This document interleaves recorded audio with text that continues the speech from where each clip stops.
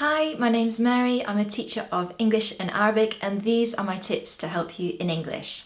This is the 5th video in a series I've created specifically for Arabic speakers, as I want to use my understanding of Arabic to identify some key problem areas, look at why they happen, and advise you on how to avoid making these mistakes in the future. The passive, or mabni lil majhul in Arabic, is a part of English that many learners find very difficult. Generally speaking, in English, we use the passive when we want to make the object, or maf'ul bihi in Arabic, more important than the subject, or fa'il, in the sentence. For example, in the sentence, the boy ate the apple, the boy is the subject and the apple is the object.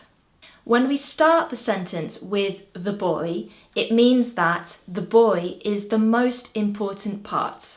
However, if we want the apple to be most important, then we need to change the order of the words. We can say the apple was eaten by the boy, and now the apple becomes the most important part. Also, if the boy isn't important at all in the sentence, or we don't know who ate the apple, we can simply say the apple was eaten. These two sentences are examples of passive voice in English. So why can the passive be difficult for Arabic speakers learning English? Well, it's because there are some key differences between how we use the passive in English and Arabic, which I'm going to talk about next.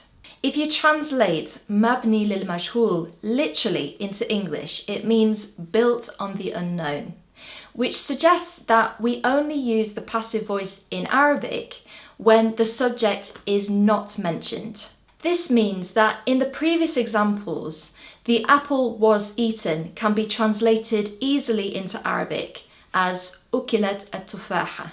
However, the apple was eaten by the boy would be more natural to translate using active rather than passive voice in Arabic, which would be akala al-walad at-tufaha. This is an important difference between English and Arabic. In English, we can mention the subject in a passive sentence, but we are making it clear that the object is the most important part. Here are some examples of passive sentences where the subject is also mentioned. The Mona Lisa was painted by Leonardo da Vinci. The diamond has been stolen by thieves. Every student will be given a textbook by their teacher.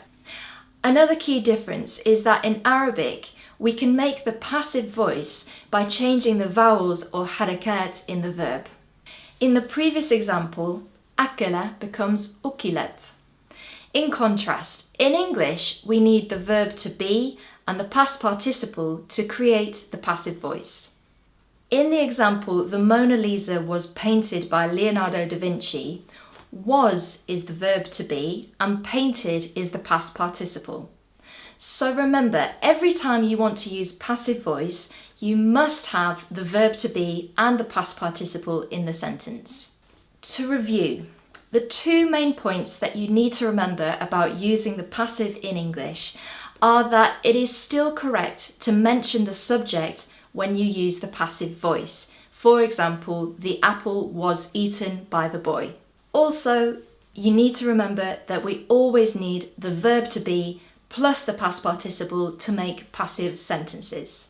Thanks very much for watching, and remember to like and subscribe. Good luck with your studies, and if you'd like to have lessons with me, then send me a message through my Facebook page, which is www.facebook.com/learnenglishwithmary, or send me a message via my YouTube channel. See you next time. Ma'as salama.